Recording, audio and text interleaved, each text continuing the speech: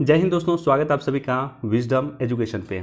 आज 20 अप्रैल 2021 है। दैनिक जागरण के राष्ट्रीय संस्करण का कंप्लीट न्यूज़ एनालिसिस करेंगे। देखो, फर्स्ट पेज पे जो न्यूज़ है, ये न्यूज़ आपके लिए इंपॉर्टेंट है।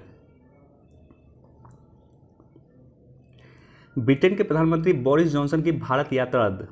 तो जैसे कि आप सभी को पता है कि ब्रिटेन के जो प्रधानमंत्री हैं बोरिस जॉनसन इस वर्ष 2 बार भारत आने का प्लान किए। पहली बार वो 26 जनवरी के शुभ अवसर पे भारत आने वाले थे। 26 जनवरी के चीफ गेस्ट के तौर पर उनको इनवाइट किया गया था। उस समय में उन्होंने जो प्लान रद्द किया था उसका मुख्य रीज़न था कि ब्रिटेन में कोरोना का नए स्ट्रेन आ गए थे, ब्रिटेन में कोरोना बढ़ गई थी।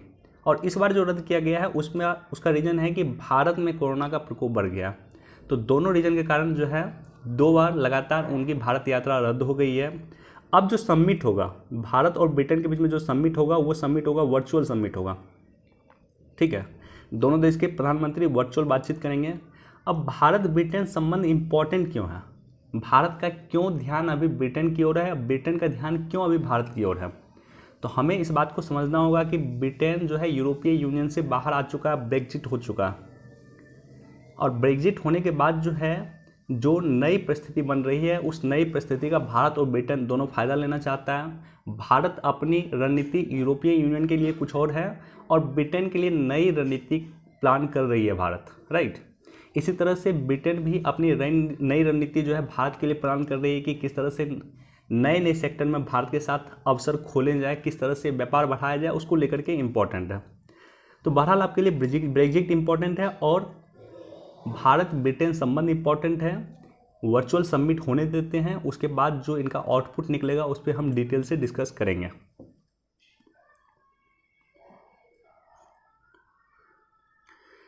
अब देखो, ये जो न्यूज़ है इसको भी पढ़ सकते हैं। सुप्रीम कोर्ट ने एक सख्त टिप्पणी की है, अगर आपको गांव बसाना बसाइए, दूसरे की ज़िंदगी को बाधित ना कीजिए। देखा जैसे हमने कि जिस तरह से सीएए का विरोध हुआ और उसमें कुछ लोग जो है रोड पे बैठ गए, रोड को जो है उन्होंने बाधित कर दिया। उसी तरह से हम देख रहे हैं कि किसान मूवमेंट हो रहा है, रोड को बाधित किया जा रहा है, इससे आवाजाही की परेशानी हो रही है, परिवहन की परेशानी हो रही है।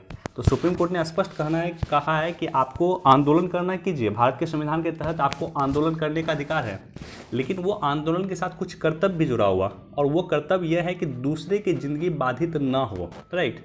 तो उस तौर पर आप इसको देख सकते हैं।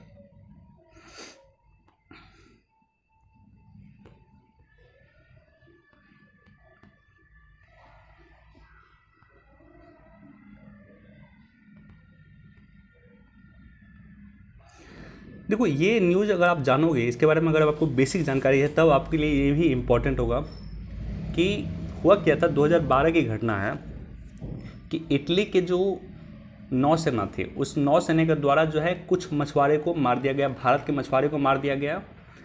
और वो जानकारी के अभाव में मारा। उनको लगा होगा कि ये जो है जासूसी कर रहे हैं, या कह सकते हो दुश्मन मुल्क के हैं, इस तौर पे उन्होंने मार दिया। और उसको मारने के बाद जो है इटली के नौसैनिक को भारत ने पकड़ लिया था और उसे पकड़ के जेल भेज दिया गया। और उसके बाद जो है उस पर जो सॉल्यूशन हुआ कि 10 करोड़ रुपए का जो है मुआवजा देने को कहा गया, और वो मुआवजा आ चुका है सुप्रीम कोर्ट में। अब उन मछुआरों को बुला करके जो है उन पैसों को दे दिया जाएगा, राइट। तो इस संदर्भ में ये न्यूज़ आपके लिए इम्पोर्टेंट है। बाकी कोई खास न्यूज़ इस पेज पे दिख नहीं रहा है। ये सारी न्यूज़ है, एक बार देख सकते हैं, लेकिन इंपॉर्टेंट नहीं है। चीन के लेकर के जो मतभेद चल रहा है अभी तक वो कोई सॉल्यूशन पे नहीं आया है, इसलिए ये आपके लिए इंपॉर्टेंट नहीं है।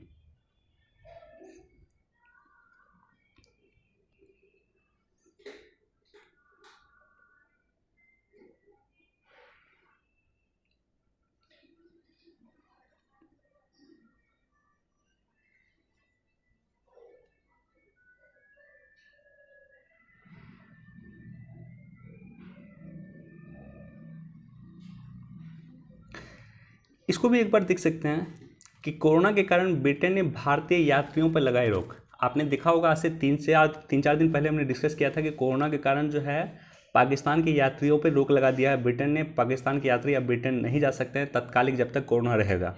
इसी तरह के तत्कालिक रोक उन्होंने भारत के यात्रियों पर लगाया है। क्यों? क्योंकि भारत में कोरोना काफ़ी बढ़ चुका है। कल मैं चेक कर रहा था, विश्व में सबसे तेज़ी से कोरोना अभी भारत में ही पाँव फैला रहा है।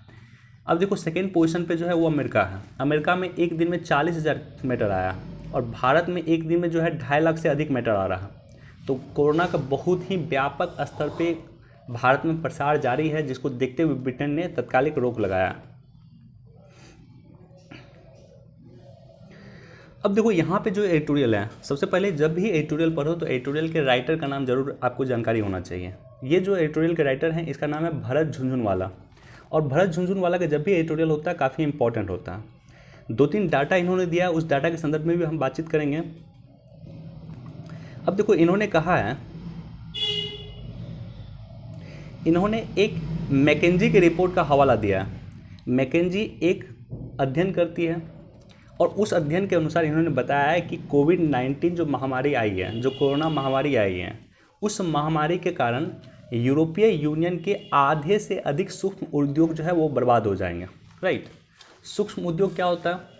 वैसा उद्योग, भारत के एमएसएमई के परिभाषा के अनुसार वैसा उद्योग जिसमें इन्वेस्टमेंट 1 करोड़ रुपये से कम हो और टर्नओवर 5 करोड़ से कम हो। दोनों ही कंडीशन फुलफिल करनी चाहिए, ना तो इन्वेस्टमेंट 1 करोड़ से अधिक होना चाहिए और ना ही टर्नओवर 5 करोड़ से अधिक होना चाहिए। तो इन्वेस्टमेंट 1 करोड़ से कम होना चाहिए और टर्नओवर 5 करोड़ से कम होना चाहिए। तो ऐसे उद्योग को जो है सूक्ष्म उद्योग कहा जाता है। भारत में जितने भी एमएसएमई हैं, सूक्ष्म मध्यम लघु और मध्यम उद्योग जो है, उसमें 99.9% उद्योग जो है वो सूक्ष्म उद्योग हैं, माइक्रो इंडस्ट्रीज हैं। तो कोरोना के कारण जो है यूरोपीय यूनियन की आधी सूक्ष्म उद्योग बर्बाद हो जाएगी। इसी तरह से कोरोना के कारण भारत की भी लगभग आधी सूक्ष्म उद्योग जो है वो बर्बाद हो जाएंगे। तो ये एक रिपोर्ट है, मैकेंजी की रिपोर्ट के हवाले इन्होंने कहा है। अब देखो ऊंची लागत होने का क्या कारण है। मान लो जो माइक्रो इंडस्ट्री जो सामान क्रिएट करता है, सामान बनाता है, उसका ऊंची लागत होने का कुछ कारण इन्होंने बताया है और साथ ही साथ उन कारणों के समाधान की भी चर्चा किया। कारण का पहला कारण इन्होंने बताया 4 कारणों में से कि परिवहन खर्च बढ़ जाता है। जैसे मान लो 1 लाख रुपए का जो है सामान बनाती है छोटी कंपनी, और वहीं पे एक बड़ी कंपनी है जो 1 करोड़ रुपए का सामान बनाती है। अब मान लो ये दोनों सामान बनाया जाता है वाराणसी में, और वाराणसी से उसको भेजना है हैदराबाद। तो हैदराबाद चाहे 1 लाख रुपए का सामान भेजो या 1 करोड़ का सामान भेजो, आपको परिवहन कॉस्ट सेम पड़ता है। परिवहन कॉस्ट अगर सेम पड़ता है तो निश्चित तौर पे 1 लाख रुपए का जो सामान जो माइक्रो इंडस्ट्रीज बनाता है उसका खर्च काफ़ी बढ़ जाएगा कंपेयर टू 1 करोड़ का सामान जो है जो मीडियम इंडस्ट्रीज बनाता है या जो अपर इंडस्ट्रीज बनाता है। राइट, तो पहला रीजन है ऊंची लागत होने का परिवहन कॉस्ट। दूसरा रीजन है कि मानव संसाधन की कमी होती है। छोटे उद्योग के पास मार्केटिंग स्टाफ नहीं होता, फाइनेंशियल स्टाफ नहीं होता, अन्य स्टाफ नहीं होता। वो लोग खुद 4-5 आदमी घर में बैठ करके काम करते हैं, तो निश्चित तौर पे उसके पास परिवहन मानव संसाधन की कमी होती है। तीसरा कारण बताया उन्होंने कि सीए कर अनुपालन नहीं हो पाता है, यानी जीएसटी का जो अनुपालन है वो उनके द्वारा नहीं हो पाता है। क्यों नहीं हो पाता है कि बड़ी कंपनी के पास आप देखते हो वो सीए होता है, चार्टर्ड अकाउंटेंट होते हैं, छोटी कंपनी कहाँ से सीए लाएगा। तो निश्चित तौर पे कर अनुपालन नहीं होता है। डिजिटल तकनीक का अभाव होता है, जैसे मान लो ऑनलाइन वो बिजनेस कर नहीं पाते हैं। आर्टिफिशियल इंटेलिजेंस का उसके पास अभाव होता है। अपने सामान को किस तरह से देश विदेश बेच पाएँ उसके पास तकनीक का अभाव होता है। ये सारी की सारी सुविधा बड़ी कंपनी के पास होती है। और यहाँ इन्होंने एक डाटा दिया है, जब भी आपको ऐसे वगैरह लिखना हो या कहीं कोट करना हो तो इसको कोट कर सकते हैं कि 2017 में इंटरनेशनल ट्रेड सेंटर के अनुसार विश्व की 10 सबसे बड़ी इंटरनेट कंपनी, जिसमें अमेजोन वगैरह आता है, जिसमें फेसबुक आता है, इन कंपनियों का जो बाजार मूल्य था वो 3.3 ट्रिलियन डॉलर था। राइट, 2017 में 10 बड़ी इंटरनेट कंपनियों का बाजार मूल्य 3.3 ट्रिलियन डॉलर था, जबकि उस वर्ष भारत की जीडीपी 2.7 ट्रिलियन डॉलर के आसपास थी। यानी विश्व की 10 कंपनी सोचो भारत की पूरी जीडीपी पे हावी है। भारत की पूरी जीडीपी से अधिक विश्व की 10 कंपनी है जो इंटरनेट कंपनी है। तो इससे आप समझ सकते हो कि इंटरनेट का वर्तमान में वजूद क्या है, इंटरनेट का वर्तमान में इंपॉर्टेंस क्या है। राइट, अब देखो इन्हीं समस्या के समाधान के लिए उन्होंने कुछ पॉइंट बताया है, जो 4 समस्या बताया है, और उसी पॉइंट के संदर्भ में यहाँ पे कुछ दिया हुआ, आप उसको पढ़ सकते हैं। कुछ खास इंपॉर्टेंट पॉइंट नहीं बताया, लेकिन जो बेसिक पॉइंट है, बेसिक चीज़ें हैं, वो आप यहाँ से पढ़ सकते हैं। जैसे कि मान लो माइक्रो इंडस्ट्रीज़ है, तो माइक्रो इंडस्ट्रीज़ को आप लोन दीजिए, आप उसको ऋण दीजिए, सस्ते तौर पर उसको ऋण दीजिए, परिवहन सुविधा आप खुद उसको उपलब्ध करवाइए। यही सारी चीज़ों की इन्होंने चर्चा किया। अब देखो स्वास्थ्य ढांचे में बुनियादी बदलाव का वक्त। एक पॉइंट बस मुझे यहाँ पे नज़र आया जो मुझे आपके साथ डिस्कस करना, जो मैं भी डिस्कस करता हूँ आपके साथ, कि अगर हमें स्वास्थ्य सेक्टर पे काम करना तो नेशनल हेल्थ सिस्टम को हमें मजबूत करना होगा, राइट। इस पर मैंने डिस्कस भी किया था। इसके लिए one nation one health policy आगे बढ़ाना होगा। भविष्य का पूरा फोकस स्वास्थ्य सेक्टर पे, प्रशिक्षण सेक्टर पे, रोजगार सेक्टर पे काम करना होगा। इंटीग्रेटेड स्वास्थ्य मैनेजमेंट सिस्टम को डेवलप करना होगा। मतलब इसका क्या होता है? मतलब ये होता है इंटीग्रेटेड स्वास्थ्य मैनेजमेंट सिस्टम का मतलब होता है कि जैसे मान लो आप किसी डॉक्टर के पास गए, डॉक्टर क्या करेगा, आपको एक जो कोड मिलेगा इंटीग्रेटेड स्वास्थ्य मैनेजमेंट सिस्टम के तहत आपको जो कोड मिलेगा, उस कोड को जो है अगर आप डालेंगे वहाँ पे, उस कोड को जैसे ही डॉक्टर अपने सिस्टम में पुटअप करेगा, जैसे मान लो आधार कार्ड होता है, आधार कार्ड में आधार नंबर होता है, वो नंबर अगर आप डालोगे तो आपका पूरा डिटेल आ जाएगा। तो उसी तरह से जो कोड मिलेगा आपको, उस कोड को अगर डॉक्टर अपने सिस्टम में डालेगा तो वो पूरा डिटेल आ जाएगा कि आपने कब किस डॉक्टर को दिखाया था, आपका क्या क्या रिपोर्ट रहा है पहले, ठीक है। तो वो पूरा सिस्टम वहाँ पे आ जाएगा और डॉक्टर को कुछ लिखना होगा तो उसको भी वो ऑनलाइन अपडेट कर देगा। तो इस तरह की व्यवस्था भारत सरकार इसको लेकर के काम कर रही है, पहले भी हमने डिस्कस किया है और अभी भी उसी के रिगार्डिंग यहाँ पे कुछ पॉइंट दिया हुआ है, इसको भी एक बार देख सकते हैं आप।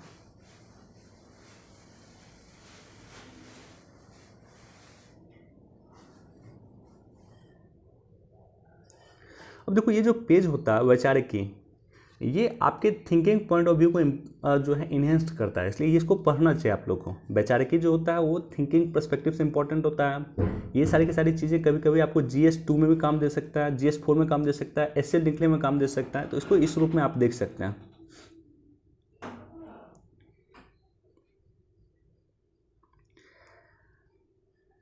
वित्त मंत्री ने संभाली भरोसे की कमान, कहा है कि लॉकडाउन लगाने का सरकार का अभी इरादा नहीं है। हमने देखा है कि किस तरह से IMF ने प्रिडिक्ट किया है कि भारत की GDP 12.5% रहेगी, लेकिन कोरोना कंडीशन अगर ख़राब हुई तो GDP काफ़ी ख़राब हो जाएगी। कल नीति आयोग का रिपोर्ट था कि कुछ भी हो देश की GDP जो है 10% मिनिमम ग्रोथ रेट रहेगी। देश की GDP 2.5 अंक में ग्रोथ रेट जाएगी, यानी 10% से अधिक जाएगी, कल नीति आयोग का कहना था, राइट। तो उसको लिए जो है वित्त मंत्रालय का कहना है कि वो लॉकडाउन लगाने के इरादे नहीं रख रही है फिलहाल। इसको देख सकते हैं, startup India seed fund scheme की शुरुआत किया है।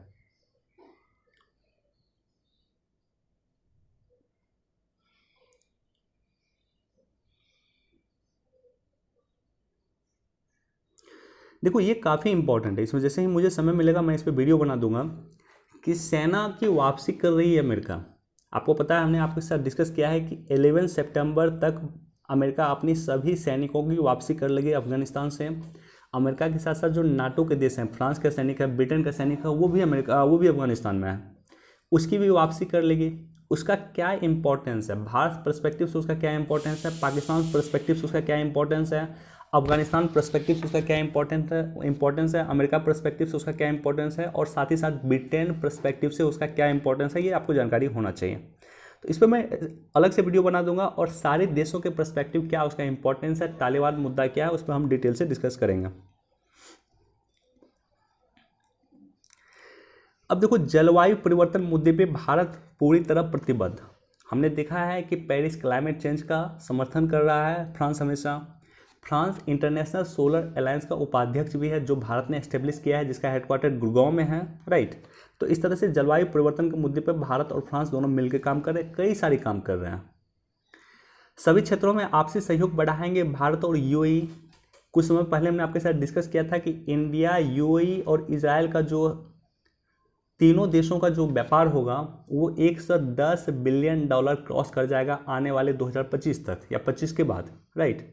तो इसको लेकर के हमारे देश के विदेश मंत्री विजिट किए हैं UAE, और वहाँ पे UAE के जो समकक्ष हैं, UAE के विदेश मंत्री हैं, उनके साथ वार्ता कर रहे हैं कि आपसी सहयोग को किस तरह से भारत UAE आगे बढ़ाएगा और इजराइल के साथ भी किस तरह से वो अपनी नज़दीकी बढ़ाएगा, तीनों देश मिलकर काम करेंगे। अब देखो देखने वाली बात यह है कि जिस तरह से UAE ने इनवाइट किया हमारे देश के विदेश मंत्री को, उसी तरह से उन्होंने पाकिस्तान के विदेश मंत्री को इनवाइट किया। तो हो सकता है बैक चैनल में ये बातें चल रही है कि UAE भारत और पाकिस्तान के मुद्दे को भी सॉल्व करने का कोशिश कर रहा है, राइट।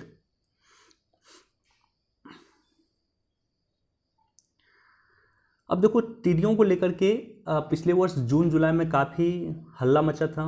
हमने देखा था किस तरह से टिड्डी भारत में आक्रमण कर दिया था। तो टिड्डियों को रोकने के लिए जो है हथियार BAU बना रहा है, राइट। तो इसको एक बार देख लेना।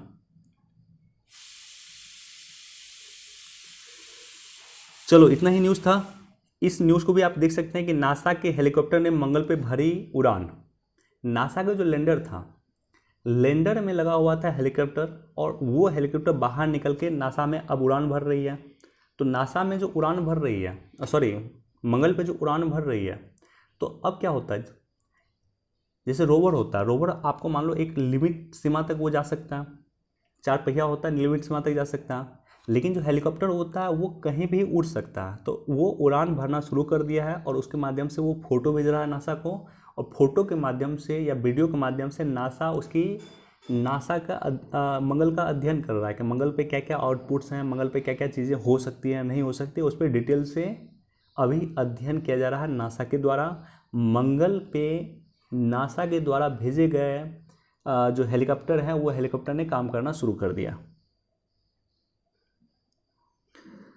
चलो आज इतना ही वीडियो था। वीडियो देखने के लिए धन्यवाद। Thank you so much. Please do like share and subscribe. Thank you.